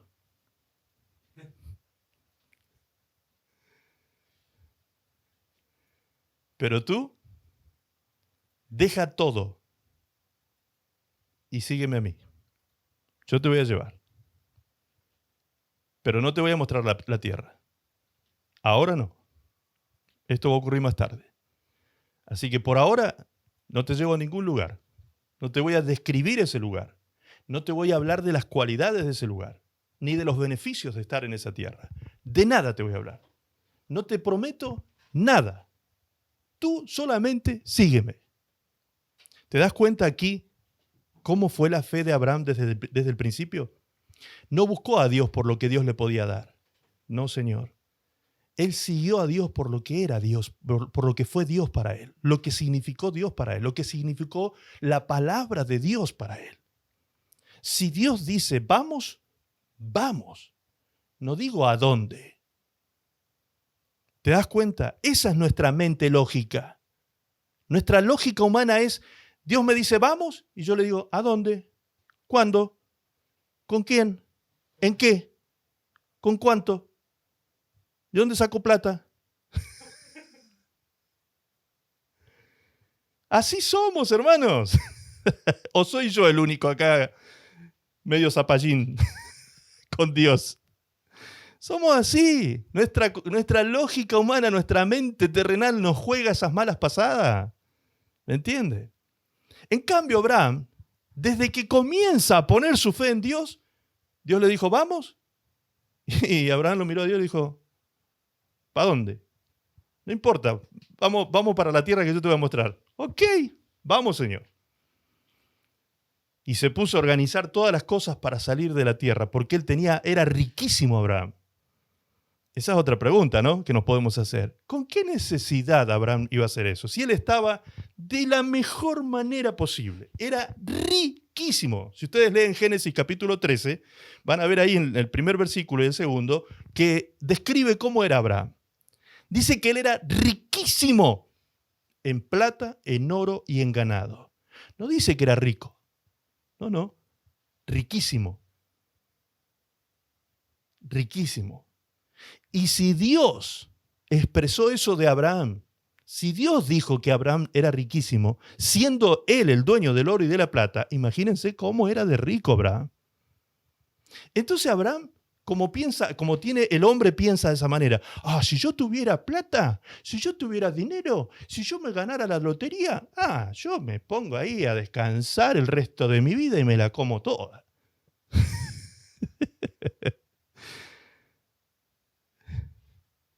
El hombre piensa que porque tiene plata tiene la vida solucionada. Abraham entendió que no. Abraham entendió que no.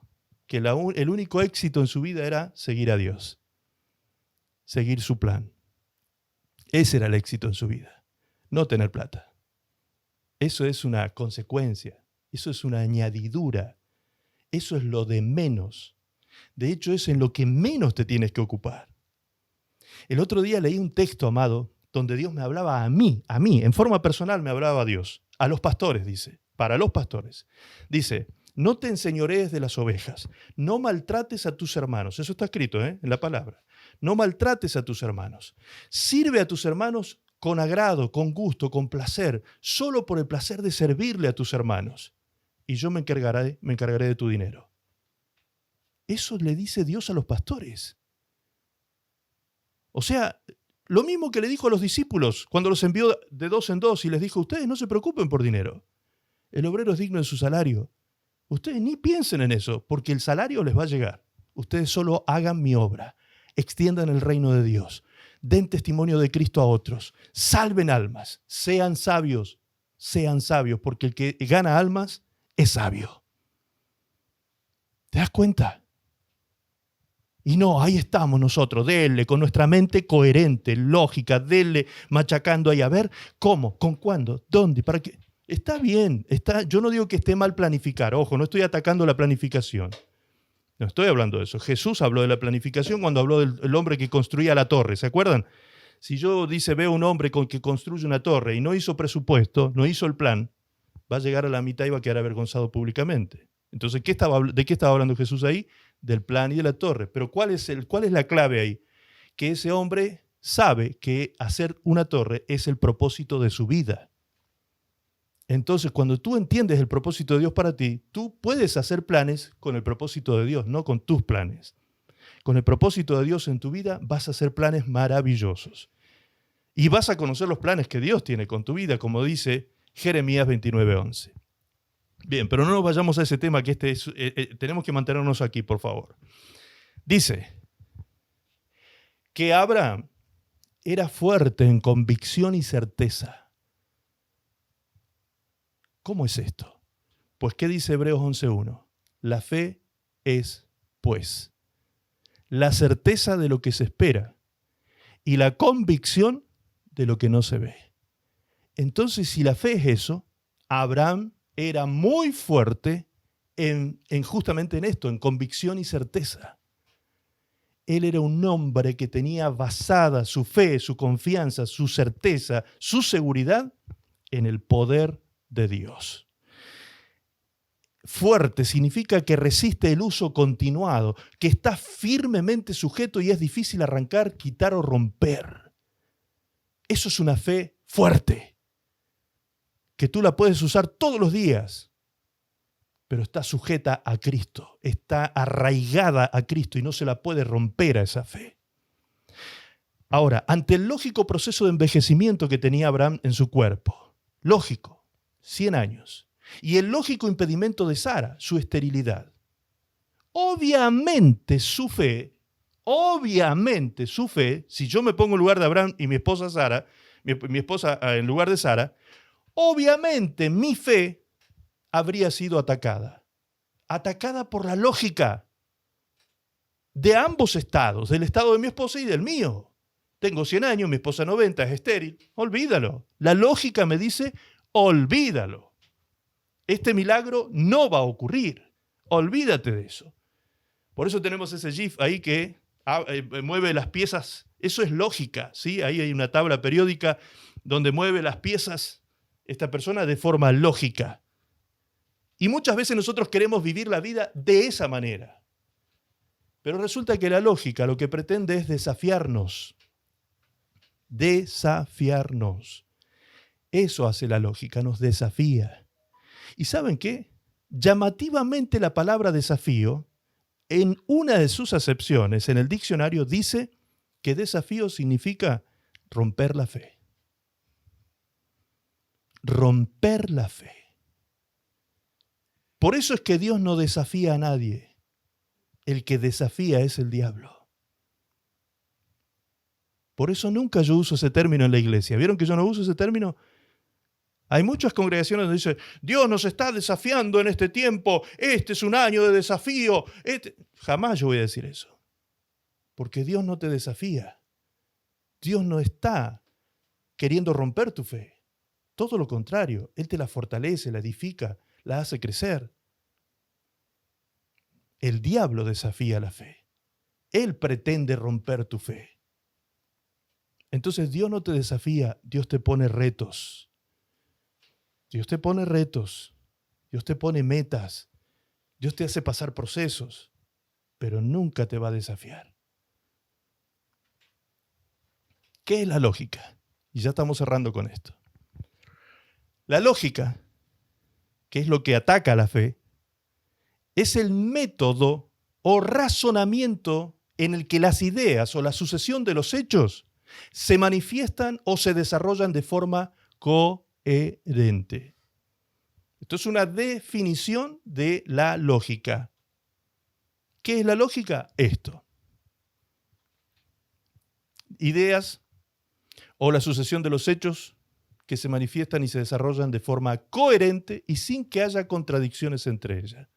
Por eso la ciencia es coherente porque utiliza el método científico. Por medio de la observación y del resultado, que siempre se va a repetir, siendo el mismo resultado, va a terminar transformándose en una teoría científica o en una ley. ¿Me explico? Por eso la fe no parte de la lógica humana. Jamás puede nuestra fe espiritual partir de la lógica y la coherencia humana, sino de la lógica de Dios. La lógica de Dios es superior. Dice Dios, mis pensamientos no son vuestros pensamientos. Mi lógica y mi coherencia no es tu lógica ni tu coherencia. Mis pensamientos son más altos y sublimes, dice Dios en su palabra. En cambio, los tuyos son muy rasos, muy planos, muy horizontales, muy terrenales. Entonces, ¿con cuál te quedas? ¿Con la lógica que proviene de la perspectiva divina, que es de arriba hacia abajo? ¿O con la lógica terrenal, coherente, humana, que es horizontal, que solamente puedes mirarla a tu altura de visión? Estoy hablando de visión intelectual. O sea, hasta donde llega tu techo intelectual, hasta ahí ves las cosas. Y ese es tu límite, ese es tu techo, ahí se acaba todo. Y ese techo está en todos los órdenes de la vida humana, en la ciencia, en las finanzas, en la familia, en las relaciones, en todo. Pero en Dios las cosas son diferentes. En el Señor se cumplen los imposibles, se pueden hacer realidad los imposibles. Por eso a veces me toca tratar con matrimonios que son casos perdidos. Desde el momento en que yo analizo la situación, digo, esto es un caso perdido. Y no solo lo digo yo, me lo dicen las propias partes. No, esto no va más. Esto es un caso perdido. Esto no va más. Esto se acabó. Acá, divorcio en su mayor expresión. ¿O usted qué dice, pastor? Me preguntan a veces. Y mi respuesta siempre es la misma. Sí, es verdad. Es un caso perdido. Pero para Dios no hay nada imposible. Para Dios no hay nada imposible. Dios puede agarrar a ese guatón, cabezón, duro de corazón, incrédulo, mundano, terrenal, hediondo a pecado, y te lo puede transformar en un casi ángel. Dios lo puede hacer. Solo hay que entrar en el proceso de Dios. Hay que entrar en el proceso. Si agarramos al guatón y lo metemos con Dios y Dios se mete con él, madre mía, agárrate, porque dentro de un año no lo vas a soportar al guatón de tan espiritual que está. Si él entiende la importancia de transformarse en un verdadero adorador, madre mía, agárrate, porque se viene algo tremendo sobre su vida y sobre tu familia y la bendición de Dios y los cielos se abren y todo comienza a ser transformado cuando el hombre entra en el entendimiento de que tiene que ser un verdadero adorador. ¿Por qué puede pasar esto? Porque Dios tiene una capacidad de llamar a las cosas que no son como si fuesen. Abraham, con sus ojos y su perspectiva, se veía viejo y acabado. Miraba a su viejita y la veía arrugadita y estéril. Su mente le decía, imposible. Sin embargo, Dios le dijo, ¿sabes qué, Abraham? Como las estrellas del cielo y como la arena del mar, así será tu descendencia. Esto es conmovedor, hermanos. Porque uno puede leer eso como una historia. Y uno puede decir, bueno, qué romántica la historia, ¿no? Wow, cuántos matices así dramáticos que tiene y qué cosa bonita la historia. Pero yo miro esa historia desde el siglo XXI para atrás. Y yo hoy puedo tener la foto, como lo acabamos de ver, del cumplimiento de esas palabras que fueron dichas a Abraham. Entonces, ¿qué me dicen esas fotos a mí? ¿Por qué puse yo esas imágenes ahí? Porque yo quería que ustedes vieran con sus propios ojos que Dios es fiel. Si Él fue capaz de hacerlo con Abraham, y tú eres una hija de Abraham, eso dice la Biblia, ¿por qué Dios no lo va a hacer contigo? Si dice la palabra de Dios que lo que recayó sobre Abraham como promesa, también recae sobre su descendencia. ¿Te das cuenta? Tenemos que abrir nuestra cabecita espiritual y empezar a entender a nuestro Dios. Empezar a comprender estas cosas. Porque esto es lo que te va a cambiar tu manera de caminar y transitar la vida. Esto es lo que te va a cambiar tu conducta, tu futuro, tus proyectos, todo va a cambiar. A partir de tener una concepción lo más objetiva posible de la voluntad de Dios y de quién es Dios para nosotros. ¿Es difícil tener la fe de Abraham? No. De hecho, como dice ahí el texto, tú ya la tienes. Tú ya tienes la fe de Abraham. Gálatas, capítulo 3, verso 7, dice, sabed por tanto que los que son de fe, estos son hijos de Abraham. Ustedes son hijos de Abraham, dice la palabra de Dios. Somos hijos de Abraham. El problema nuestro, ¿cuál es? Que nosotros solemos no fortalecer nuestra fe, dando gloria a Dios. Abraham creyó, pero no creyó por él. Acá está esto es lo tremendamente interesante, profundo. Abraham no dijo, ok, está bien, bueno, si es posible, por ahí si me meto una pastillita, por ahí resucito un poco y... No, no es eso. No hay pastillita que valga ahí. Acá Abraham dijo, yo estoy casi muerto. Mi cuerpo es viejo de 100 años, no sirvo para nada en este estado para crear. Pero ¿saben qué? Dijo Abraham. ¿Sabes qué, Sarita? Le dijo, porque yo me imagino la charla que tuvo después Abraham con la viejita. ¿Sí? Abraham después entró a la carpa y la miró a la viejita con otros ojos. Y la viejita estaba sonriendo dentro. ¿Se da cuenta? Qué lindo ver ese panorama, ¿no?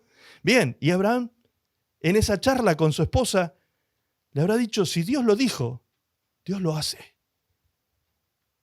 No te preocupes. Si Dios lo dijo, Dios lo hace. ¿Por qué? Porque Abraham no creyó en su potencia y en su poder personal. Él creyó en que Dios era poderoso para cumplir lo que había prometido. Ahí está la clave. El fundamento de la fe es eso, el poder de Dios. Fíjense, hay dos cosas que fundamentan la fe, el poder y la fidelidad de Dios. ¿Dios fue fiel con Abraham? ¿Cumplió la promesa? Sí. Bien, ¿por qué Abraham creyó que Dios era fiel? Porque él entendió que Dios era poderoso para cumplir, tenía el poder para que se cumpla lo que él decía. Eso dice Romanos 4:21. Plenamente convencido estaba Abraham. No había en él una sola lugar a duda de nada, no había ni una sombra de duda en su mente. Él estaba plenamente convencido de que era Dios también poderoso para hacer todo lo que había prometido. Ahí está el punto. Ahí está el punto. Yo no creo que las cosas grandes van a suceder en mi vida porque yo soy grande, porque yo tengo recursos, porque yo puedo. No, Señor. Nuestros recursos son limitados. Nuestro poder humano es limitado. Cuando llegan los imposibles a tu vida, hasta ahí llegaste. Ese es tu techo. Ante los imposibles, la coherencia y la lógica dicen, hasta acá llegamos, no se puede avanzar. Pero Dios dice, viejito, viejita, prepárense porque van a tener una multitud de hijos y de descendientes. Abraham creyó ¿en qué? En la fidelidad y el poder de Dios. Creyó que Dios era fiel a las promesas y que Dios tenía el poder para hacer lo que había prometido. Punto. No se discute más. No se discute más. Punto, dijo Abraham. A mí me alcanza con saber que Dios es poderoso para hacer y que Dios es fiel a sus promesas. Punto. No se discute más. ¿Me estás entendiendo? Magnificamos lo que creemos. Magnificamos lo que creemos. No es la persuasiva lógica humana lo que debe sostenernos creyendo en Cristo. ¿Sí? Es muy linda la apologética. La apologética es una materia que estudia los fundamentos de la fe y le busca la parte lógica y coherente para que la mente humana y carnal pueda entender que Dios realmente habla a través de su palabra. ¿Es malo eso? No, es bueno. Pero esa lógica que tú quieres tener permanentemente para entender las cosas de Dios desde el punto de vista humano, no te va a sostener con tus ojos puestos en Cristo. Porque sigue siendo una fe mental y humana. No eres un verdadero adorador. Solo estás entendiendo ciertas cosas, pero no te has convertido en un verdadero adorador. Pablo dijo, ni mi palabra ni mi predicación fue con palabras persuasivas de humana sabiduría. O sea, yo no fui a ustedes con pensamientos lógicos y complejos que justificaban y argumentaban mis puntos de vista del Evangelio. No, Señor. Sino con demostración del Espíritu y de poder. ¿Para qué? ¿Con qué propósito? Para que vuestra fe no esté fundada en la sabiduría de los hombres. No, Señor. ¿Sino en qué? En el poder de Dios.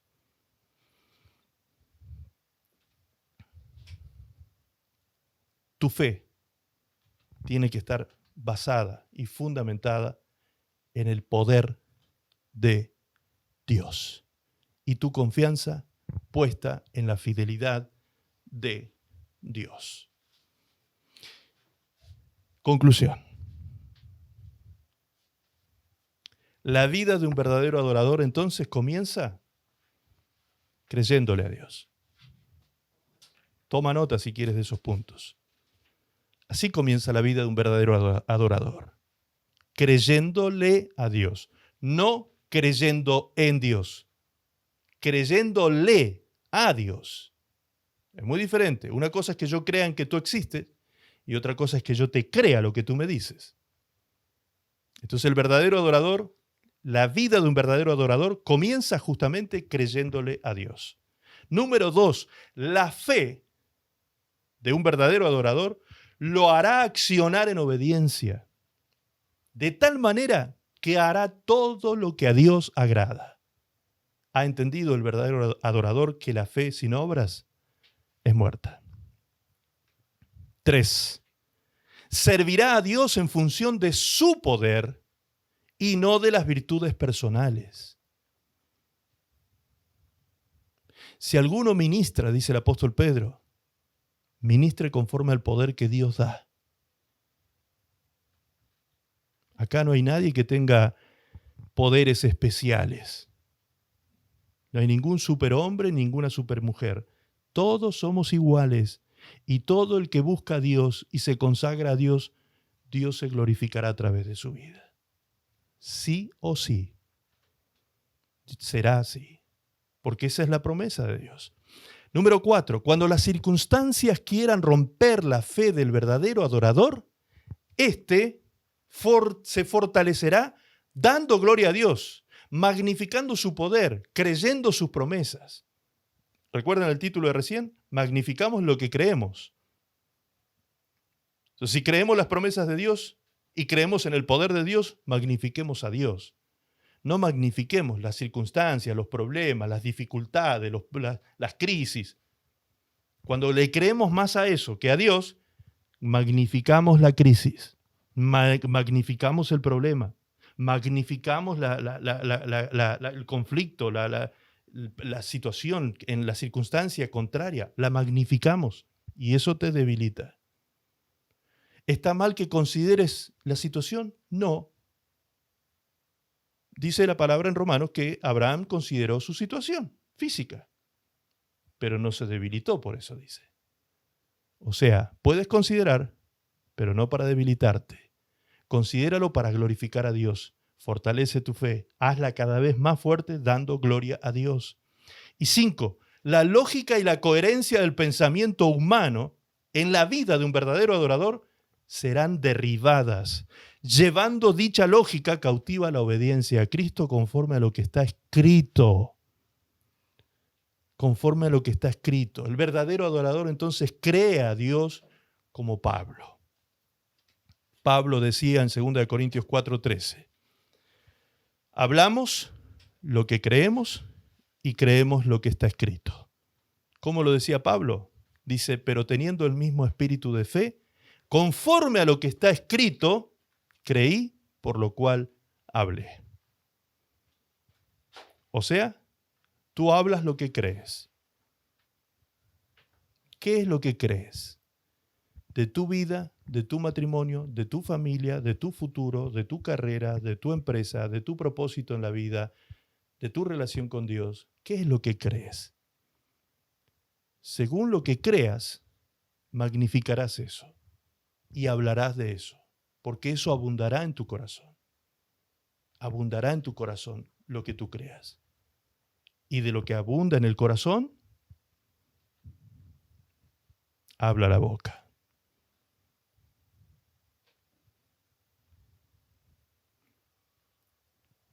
¿Los hombres de fe negamos la realidad? No. ¿Las mujeres de fe niegan la realidad? No. ¿Por qué digo esto? Porque muchas veces cuando yo predico mensajes como esto, después voy y le pregunto a los hermanos, hermano, ¿cómo estás? Todo bien, pastor, todo bien, todo bien, todo bien, todo bien. Y lo está partiendo un rayo el hermano. No, cuenta que te está partiendo un rayo. Pero después que cuentes eso, declara tu fe, como hizo Jairo. Pero yo sé, Señor, que si tú vienes a mi casa y pones tu mano sobre mi hija vivirá. Será salva y vivirá. Ahí está el punto. Esa es la declaración que tiene que salir de tu boca y la magnificación a Dios, glorificar a Dios y no al problema. Cuando estuvo tentado Jairo a dudar, cuando le avisaron que moría, ya había muerto su hija, Jesús le dijo, Jairito, no temas, solamente cree. Solamente cree. Es decir, la única condición para que tú recibas ese milagro es que solamente creas. Punto. ¿Cuándo será? ¿Cómo será? ¿Dónde será? ¿Quién lo hará? No lo sé. Ahí no tenemos respuestas. Dios lo hace cuando llega el tiempo de hacer las cosas. Lo único que te puedo asegurar es que Dios no llega ni un minuto, ni un segundo tarde. Pero tampoco no llega Dios jamás ni un segundo adelantado. Él llega justo a tiempo. Amén. Ay, ¿dónde dice eso, pastor? Gálatas 4:4. Sí, porque todos son curiosos acá. Yo sé que ya los estoy conociendo algunos de ustedes. Son re curiosos. Ustedes quieren saber todo, a ver dónde está escrito. Ok. Gálatas 4:4. Allí dice, cuando llegó el tiempo del cumplimiento, Dios envió a su Hijo, nacido bajo la ley y nacido de mujer. ¿Cuándo lo envió Dios a su Hijo? Cuando llegó el tiempo de su cumplimiento. El reloj de Dios no atrasa. Dios jamás llega tarde. ¿Se acuerdan? Marta y María. Señor, si hubiese llegado antes, mi hermano no habría muerto. No, es que la idea era que muriera, nena. Todavía no entendiste el plan. Eso fue lo que le faltó que Jesús le dijera a Marta y María. Nenas, ¿no entendieron el plan ustedes todavía? La idea era esta, que muriera. Yo me quedé esperando, porque me quedé 2 días más ya, esperando que muera. Porque la idea era esta, venir a resucitarlo. ¿Se dan cuenta? O sea, el tema es entender el plan de Dios. Si no entendemos el plan de Dios, ay, Señor, estás llegando tarde. Dale gracias a Dios. Dale gracias a Dios. Dios es bueno y Dios va por más en tu vida. Él te quiere bendecir más. Abrile tu corazón, confía en Él, abandonate en sus brazos. Tírate así como un bebé se tira en los brazos de papá o de mamá. Abandonate en sus brazos. Confía plenamente. Aunque vengan las flechas de punta, si Dios te dice que es por ahí, dale por ahí. Gloria a Dios. ¿Cuántos dicen amén? Gloria a Dios. Aquí hay muchos hijos e hijas de Abraham. Muchos hijos e hijas de Abraham. Y ustedes se van a multiplicar, como Dios dijo con Abraham, ustedes van a seguir multiplicando. En nuestra genética de hijos de Dios está la multiplicación de todo. Nosotros no vamos por menos, siempre vamos por más. La gloria postrera siempre será mayor que la primera. No hay nunca un retroceso en el Señor si nos metemos en su voluntad. Siempre vamos por más. Siempre vamos por más. Nosotros tenemos el signo más y el signo multiplicación grabado a fuego en nuestra vida. Solo cree. Solamente cree. Y vas a ver la gloria de Dios. Las dos cosas, en los dos casos, las hermanas de Lázaro, solo cree. Jairo, solo cree. Y verás la gloria de Dios. Oramos al Señor. Damos gracias por esta palabra. Amén. Padre eterno, Padre bueno, amantísimo Dios, ¿cómo no amarte, Señor? ¿Cómo no amarte? ¿Cómo no servirte? Dios mío, qué maravilla, Señor, que es tu palabra. Qué maravilla, Señor, que tú nos enseñas a través de ella. Señor, qué glorioso que es poder entrar en las dimensiones del Espíritu. Qué glorioso es profundizar nuestra relación contigo. Qué maravilloso es poder entender, Señor, que la obediencia es el camino a la confianza a ti, Señor, a la intimidad contigo, a que el cielo se nos abra, que las bendiciones nos lluevan. Señor, gracias, porque tengo aquí frente a mis ojos un grupo de hermanos y hermanas, de hijos tuyos, tan preciosos, tan valiosos para ti, Señor. Tú los amas tanto, los miras y los contemplas con placer a tus hijos, a pesar de sus errores, a pesar de sus errores, a pesar de sus torpezas, a pesar de todo eso, Señor, tú nos limpias, dice tu palabra. Tú nos limpias. Tú nos limpias de toda maldad. Tú nos limpias de nuestros errores. Tú perfeccionas en nosotros la santidad. Gracias, Padre, porque separados de ti nada podemos hacer. Nada podemos hacer, Señor.